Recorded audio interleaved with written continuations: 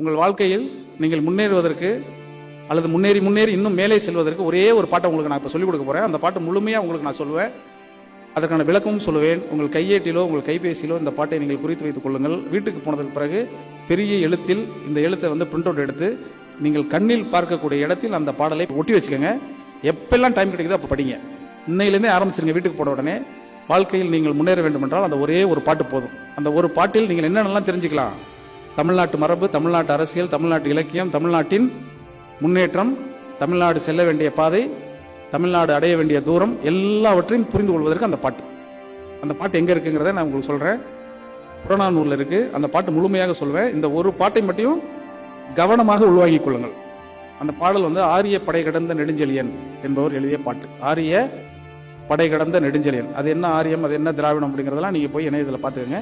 அந்த அரசியலுக்குள்ளெல்லாம் நீங்களே புரிந்து தெளிந்து கொள்ளுங்கள். அதற்குள்ள நான் போல அந்த ஆரிய படை கடந்த நெடுஞ்செழியன் என்ன சொல்லியிருக்கிறாருன்னா, படின்னு சொல்றார். வேற ஒண்ணுமே சொல்லல. அவர் படிச்சா என்ன ஆகும்னு சொல்றாரு. படிப்பின் மூலயமா நமக்கு என்னென்னலாம் கிடைக்கும்னு சொல்றாரு. படிக்காம இருந்தா என்னென்ன ஆகும்னு சொல்றாரு. படிச்சா நம்ம வீட்டில் எப்படி நடத்தப்படுவோம், வெளியில் எப்படி நடத்தப்படுவோம், சமூகத்தில் எப்படி நடத்தப்படுவோம், எந்த உயரத்துக்கு செல்வோங்கிறத சொல்றாரு. அந்த பாட்டு முழுமையா நான் சொல்லிடுறேன், கூர்ந்து கவனிச்சுக்கோங்க. அந்த பாட்டை நீங்க என்ன செய்யணும், எழுதி வைத்து படித்துக் கொள்ள வேண்டும். எல்லாருக்கும் சொல்லணும். இதை நீங்க பரப்பிடணும். இந்த கூட்டத்துக்கு வந்ததுக்கு ஒரே ஒரு நோக்கம், தெளிவு, எல்லாமும் இந்த ஒரே ஒரு பாட்டு தான். உற்றுளி உதவியும் ஒரு பொருள் கொடுத்தும் பிற்றை நிலை முனியாது கற்கை நன்றே, பிறப்பு ஓரென்ன உடன் வயிற்றுள்ளும் சிறப்பின் பாலால் தாயும் மனம் தெரியும், ஒருகுடி பிறந்த பல்லோருள்ளும் மூத்தோன் வருகை என எண்ணாது அவனுள் அறிவுடையோன் ஆறு அரசு செய்யும், வேற்றுமை தெரிந்த நாற்பாலுள்ளும் கீழ்ப்பால் ஒருவன் கல்வி கற்பின் மேல்பால் ஒருவனும் அவன்கண் படுமே. இதுதான் அந்த பாட்டு. இன்னொரு தடவை சொல்லிடுறேன். உற்றுளி உதவியும் ஒரு பொருள் கொடுத்தும் பிற்றை நிலை முனியாது கற்கை நன்றே, பிறப்பு ஓரென்ன உடன் வயிற்றுள்ளும் சிறப்பின் பாலால் தாயும் மனம் திரியும், ஒருகுடி பிறந்த பல்லோருள்ளும் மூத்தோன் வருகை என எண்ணாது அவருள் அறிவுடையோன் ஆறு அரசு செல்லும், வேற்றுமை தெரிந்த நாற்பாலுள்ளும் கீழ்ப்பால் ஒருவன் கற்பின் மேல்பால் ஒருவனும் அவன் கண் படுமே. இது என்ன சார் என்னமோ சொல்றீங்க, இது எப்படி சார் அப்படின்னு யோசிங்கன்னா ரொம்ப சிம்பிள், சாதாரணமாக புரிஞ்சிடும் உங்களுக்கு. நான் விளக்கிடுறேன் உங்களுக்கு. மொத்தமே 15 வரிக்குள் இருக்கக்கூடிய ஒரு பாட்டு தான் இது. எவ்வளவோ விஷயத்தை மனப்பாடம் பண்ணிட்டோம். இந்த ஒரு பாட்டை நீங்கள் உங்கள் வாழ்க்கைக்காக மனப்பாடம் செய்து வைத்துக் கொள்ளுங்கள். அது ரொம்ப முக்கியமானது. அந்த பாட்டு என்னன்னு இப்போ நான் உங்களுக்கு விளக்கிடுறேன். உற்றுளி உதவி ஒரு பொருள் கொடுத்து பிற்றை நிலை முனியாது கற்கை நன்றே அப்படின்னா ஒன்றும் சொல்லலை. எங்கேயாவது கடன் உடனே எங்கேயாவது exam fees, school fees, term fees, uniform fees எல்லாத்தையும் கட்டி படிச்சுக்கோ அப்படின்னு சொல்கிறார். வேற ஒன்றும் இல்லை. அது பிறப்பு ஓரென்ன உடன் வயிற்றுள்ளும் சிறப்பின் பாலால் தாயும் மனம் தெரியும் அப்படின்னு அடுத்த வரி சொல்றாரு. அது என்ன? பிறப்பு ஓரென்ன உடன் வயிற்றுள்ளும் சிறப்பின் பாலால் தாயும் மனம் தெரியும் அப்படின்னா ஒன்றும் இல்லை. உங்கள் வீட்டில் போய் உங்கள் அம்மாட்ட, உங்கள் அண்ணனோ தம்பியோ தங்கச்சியோ யாரோ இருந்தாலும் உங்கள் அம்மாட்ட போய், அம்மா என்னைய பிடிக்குமா, தம்பியை பிடிக்குமா, என்ன பிடிக்குமா, தங்கச்சியை பிடிக்குமா அப்படின்னு கேட்டோன்னு உங்கள் அம்மா என்ன சொல்லுவாங்க? எனக்கு 2 பேரும் 2 கண்ணுங்கன்னு சொல்லுவாங்க. உலகத்திலேயே நீங்கள் கேட்கக்கூடிய மிகச்சிறந்த பொய் அதுதான். அது ரொம்ப பொய். அது அம்மா பொய் சொல்லவே மாட்டாங்க, நீங்கள் நம்பாதீங்க. உலகத்திலேயே அதிகமாக பொய் சொல்கிறவர்கள் யார்? அம்மா தான் பொய் சொல்லுவாங்க. ஏன்னா இந்த மாதிரி ஒன்று சொல்லுவாங்க, எனக்கு 2 பேரும் 2 கண்ணுங்க அப்படின்னு சொல்லுவாங்க. ஆனால் 2 பேரில் யார் நல்லா படிக்கிறீங்களோ அவங்களுக்கு மட்டும் காலையில் எழுச்சி எக்ஸாம் அப்போ டீ போட்டு கொடுப்பாங்க. அவங்களுக்கு மட்டும் தெரியாமல் சாப்பாடுக்குள்ளே முட்டையை வச்சு கொடுப்பாங்க இல்லையா? அதான் என்ன சொல்றாரு, பிறப்பு ஓரென்ன உடன் வயிற்றுள்ளும் சிறப்பின் பாலால் தாயும் மனம் தெரியுமா. 2 குழந்தைகள் எந்த குழந்தை நல்ல குழந்தை படிக்குதோ அந்த குழந்தை மேலே கொஞ்சம் கூடுதலாக ரகசியமாக பாசமாக இருப்பாங்களாம். நீங்கள் இன்னைக்கு போய் செக் பண்ணிடுங்க. நீங்கள் செக் பண்ண வேண்டியதில்லைன்னு நினைக்கிறேன். ஏன்னா நீங்கள் எல்லாருமே படிக்கிற பிள்ளைங்கிறதுனால உங்கள் அம்மாவுக்கு உங்கள் மேலே பாசம் அதிகமாக தான் இருக்கும். அதனால படிக்காத பிள்ளைகளுக்கு தான் இதை பற்றி கவலைப்படணும். பிறப்பு ஓரென்ன உடன் வயிற்றுள்ளும் சிறப்பின் பாலால் தாயும் மனம் தெரியும். சரி, முடிஞ்சிருச்சு. இது இப்போ வீட்டுக்குள்ளே இருந்தால் படித்தா வீட்டுக்குள்ளே இப்படி ஒரு சிறப்பு கிடைச்சிரும். வெளியில் என்ன கிடைக்கும்? ஒரு குடி பிறந்த பல்லோருள்ளும் மூத்தோன் வருகை என எண்ணாது அவருள் அறிவுடையோன் ஆறு அரசு செல்லும். அதான் அடுத்து சொல்றார். ஒரு குடி பிறந்த இப்போ 100 பேர் இருக்காங்க அப்படின்னாக்க 100 பேரில் யார் சிறந்தவருங்கிறத எப்படி கண்டுபிடிக்க முடியும்? யார் இங்கே உள்ளவங்களே வயசு அதிகம் அப்படின்னு பார்க்க முடியுமா? இங்கே உட்காந்துருக்கவங்களே யார் உயரம் அதிகம் அப்படின்னு பார்த்து கொடுக்க முடியுமா? இங்கே இருக்கிறவங்களே யாருங்க ரொம்ப முன்னாடி பிறந்தது அப்படின்னு பார்த்து கொடுக்க முடியுமா?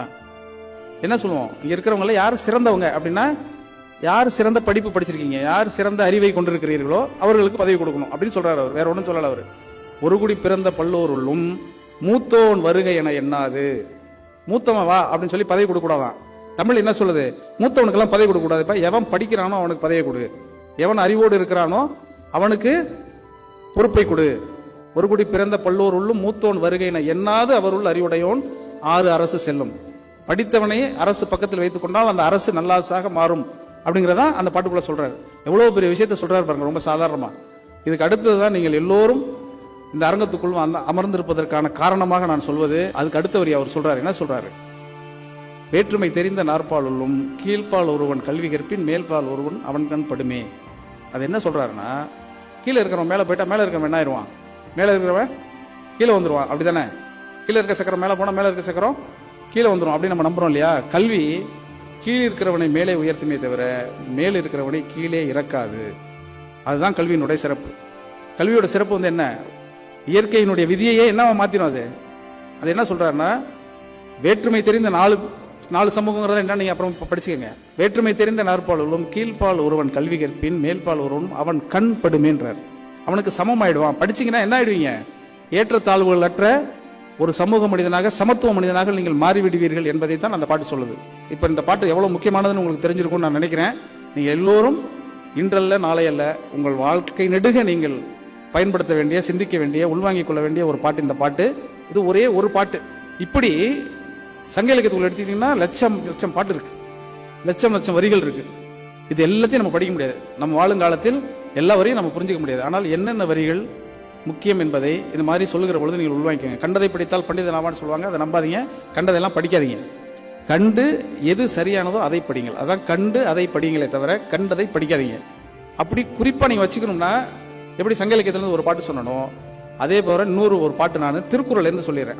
அது ரெண்டுத்தையும் வச்சுக்கோங்க. ஒரு கையில் திருக்குறள், ஒரு கையில் சங்க இலக்கியம். இது ரெண்டும் இருந்துச்சுன்னா எந்த துறையிலும் நீங்கள் வெற்றி அடைஞ்சிடலாம். ரொம்ப சிம்பிளா சொல்றேன் பாருங்களேன். சிம்பிளா நீங்க, நான் கேட்கிறேன், அதுக்கு பதில் தெரிஞ்சா நீங்க கை உயர்த்தி சொல்லலாம். அறம்னா என்ன? அறம் அப்படின்னு நிறைய கேட்பீங்க. தமிழர்கள் அறத்தோடு வாழ்ந்தார்கள், தமிழ் சமூகம் ஒரு அற சமூகம் அப்படிலாம் சொல்லுவாங்கல்ல. அறம்னா என்ன? நேர்மையா, நன்மையா, நீதியா, தர்மமா? அறம்னா என்னப்பா? சாதாரண ஒரு வார்த்தை. அறம்னா என்ன? ஒருவருக்கும் தீங்கு செய்யாமை. சரி, இது எதுவுமே கிடையாது. இவ்வளவு யோசிக்க வேண்டியது கிடையாது. அறம்னா முதல்ல நல்லா புரிஞ்சுக்கங்க, தர்மம் கிடையாது. அறம் செய்ய விரும்பு அப்படின்னா தர்மம் செய்ய விரும்பு நம்ம புரிஞ்சு வச்சிருப்போம். அது தவறு. அறம்னா தர்மம் கிடையாது. அப்படின்னா என்ன சார் அறம்னா? நம்ம அறம்னா தர்மம் தான் நினைச்சிட்டு இருந்தோம் இவ்வளவு நாள். அறம்னா தர்மம் இல்லை. அறம் என்பது வேறு, தர்மம் என்பது வேறு. தர்மம்னா இன்னொருத்தர் பார்த்துக்கு தர்மம் செய்யறது அர்த்தம். அறம்னா அப்படி கிடையாது. அறம்னா என்னன்னு இதே மாதிரி எனக்கும் தெரியாது. நான் எங்கிருந்து தெரிந்து கொண்டேங்கிறத உங்களுக்கு சொல்லிடுறேன். ஒரே ஒரு திருக்குறள் தான். அவர் என்ன சொல்றாருன்னா, மனத்துக்கண் மாசிலன் ஆதல் அனைத்து அரண் அப்படிங்கிறார். மனத்துக்கண் மாசிலன் ஆதல். மனத்துக்கண், நான் என்ன யோசிச்சு பாருங்களேன். மனத்துக்கண்ணுனா என்ன? மனத்தில் மாசில்லாமல் அப்படின்னு எழுதிட்டு போக வேண்டியதானே. அவர் மனத்துக்கண் மாசிலன் ஏன் எழுதியிருக்கிறாரு? மனத்து கை, மனத்து கால், மனத்து மூக்கு, மனத்து நாசி அப்படி எல்லாம் எழுதியிருக்கலாம்ல. அவரு மனத்து கண்ணுன்னு ஏன் எழுதுறாரு? அது இலக்கண ஆசிரியர்கள்ட்ட, உரை ஆசிரியர்கள்ட்ட எல்லாம் கேட்டீங்கன்னா அவங்க என்ன சொல்லுவாங்க? ஆறாம் வேற்றுமை உறுப்பு, அதனால அவர் எழுதியிருக்கிறான்னு சொல்லுவாங்க. அதெல்லாம் சரிதான் என்றாலும் கூட நான் உங்களுக்கு புதிதாக ஒரு அர்த்தத்தை சொல்றேன். மனத்து கண்ணுன்னு ஏன் சொல்லியிருக்கிறாருன்னா, கண்ணில் ஒரு தூசி விழுதுன்னு வச்சுக்கோங்க, நீங்க என்ன பண்ணுவீங்க? உடனே தேய்ப்பீங்களா? தேய்க்க கூடாது இல்லையா? ஒரு வினாடி 2 வினாடி அப்படியே வச்சிருந்தீங்கன்னா அந்த கண், அந்த தூசி என்ன பண்ணும்? வெளியே ஏற்றிடும் இல்லையா? அது மாதிரி மனசுல நீங்க ஒரு தப்பான எண்ணம் பெருசா நினைக்காதீங்க. பக்கத்தில் இருக்கவனை பார்த்து காப்பி அடிக்கலாம் நீங்க நினைச்சீங்கன்னு வச்சுக்கோங்க, உங்க மனசு என்ன சொல்லும்? டே தப்பு பண்றடான்னு சொல்லும். எப்படி கண்ணில் விழுந்த தூசியை கண்ணே வெளியேற்றுகிறதோ, அதுவால் மனதில் விழுந்த தூசியை, மனதில் விழுந்த தீய எண்ணங்களை மனமே வெளியேற்றி விடும் என்பதற்காகத்தான் மனத்துக்கண் மாசில நாதல் அனைத்து அரண் அப்படின்னு அவர் சொல்றார். ஒரே ஒரு சொல் தான். நீங்க அந்த கண்ணையும் இந்த கண்ணையும் வச்சுக்கோங்க. அந்த மனத்துக்கண்ணையும் அவன் கண் படுமையும் வச்சுக்கிட்டீங்கன்னா, திருக்குறள்ல ஒரு கண்ணு, சங்க இலக்கியத்தில் ஒரு கண்ணுன்னு வச்சுக்கிட்டா உங்க அம்மா சொன்ன 2 கண்ணாவும் நீங்க மாறிடலாம்.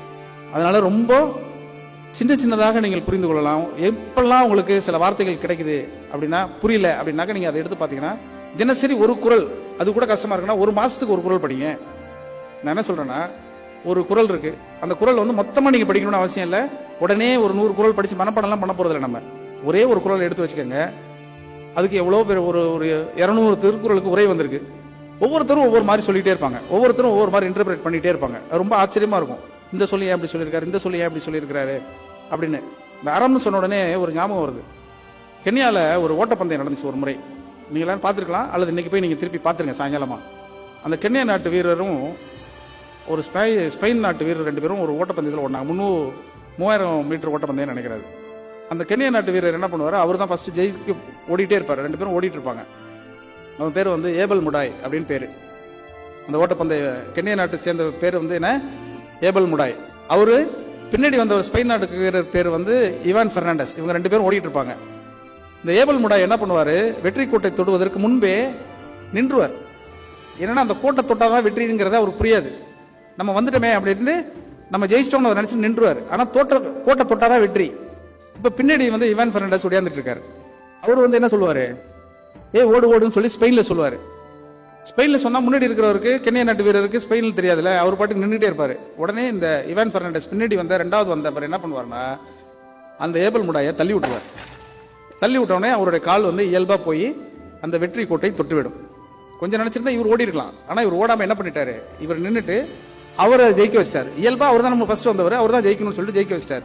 இப்போ இந்த இவான் பெர்னாண்டஸ் முடிஞ்ச உடனே போட்டியெல்லாம் பரிசெல்லாம் கொடுத்ததுக்கு பிறகு இவான் பெர்னாண்டஸ் கூப்பிட்டு கேட்பாங்க, ஏங்க நீங்கள் ஜெயிக்கிறதுக்கு வந்து 2 அடி கால் வச்சிருந்தீங்கன்னா ஜெயிச்சிருக்கலாம். ஆனால் அவர் தான் முன்னாடி வந்தார், ஏபல் முடாய் தான் முன்னாடி வந்தார். இருந்தாலும் நீங்கள் ஜெயிக்கிறத யோசிக்காம அவரை எதுக்கு ஜெயிக்க வச்சிங்க?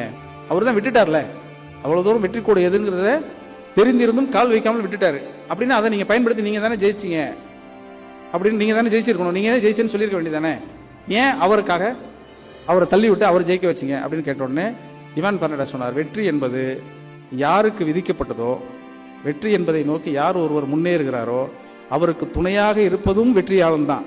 அதனால அறத்தோடு வெற்றிகிற அறத்தினால் வருவதே இன்பம். நான் வெற்றி அடைந்ததை விடவும் நான் ஆகப்பெரும் சந்தோஷம் அடைவது அவர் வெற்றி அடைவதற்கு உதவியாக இருந்தேன் என்பதுதான் அப்படின்னு சொல்லி அவர் சொன்னாராம். அறம்ங்கிறது உலகத்தில் இங்கே மட்டும் இல்லை, எல்லா இடத்திலும் இப்படி ஒரு அறம் இருக்கிறது. இந்த அறம் தான் ரொம்ப முக்கியம். இது தர்மம்னு சொல்ல முடியுமா, இது நன்மைன்னு சொல்ல முடியுமா, நீதினு சொல்ல முடியுமா? அப்போ அறம்ங்கிற சொல்லுக்கு வந்து எவ்வளோ பெரிய அர்த்தம் இருக்குன்னு நீங்கள் புரிஞ்சுக்கங்க. நீங்கள் இவான் பெர்னாண்டஸை பற்றி புரிஞ்சுக்கிட்டா இப்போ ஏபல் முடாய் பேர் யாருக்குமே தெரியாது, ஏன்னா அவர் தான் பரிசு வாங்கினார், அதோடு முடிஞ்சு போச்சு அவருக்கு. ஆனால் அறத்தோடு வாழ்ந்ததால், இன்னொரு வெற்றிக்கு உதவி செய்ததால், இன்னொரு நம்பிக்கைக்கு பாத்திரமானதால் அவன் என்ன சொன்னான், இவான் பெர்னாண்டஸ் தான் வரலாற்றில் நின்று கொண்டு இருக்கிறான். அவங்க அம்மா வந்து சொன்னாங்களா, நீ பரிசு வாங்கிட்டு வந்திருந்தா கூட எனக்கு மகிழ்ச்சி அடைஞ்சிருக்க மாட்டேன் தம்பி, இன்னொருவன் பரிசு வாங்குவதற்கு உதவியாக அவன் விட்ட இடத்தை தொட்டு காட்டினாயே, அதற்காக நான் உன்னை பாராட்டுகிறேன்னு அவங்க அம்மா முத்தமிட்டாங்களே, என் அம்மா கொடுத்த அந்த முத்தம் தான் ஆக சிறந்த பரிசு அப்படின்னு இவான் பெர்னாண்டஸ் ஒரு இன்டர்வியூ கொடுத்துருக்காரு. இவான் பெர்னாண்டஸ் அப்படின்னு போட்டு நீங்கள் கூகுளில் போய் தேடி பார்த்தீங்கன்னா இந்த தகவல் மொத்தமும் வரும். ரொம்ப ஆச்சரியகரமாக இருக்கும்.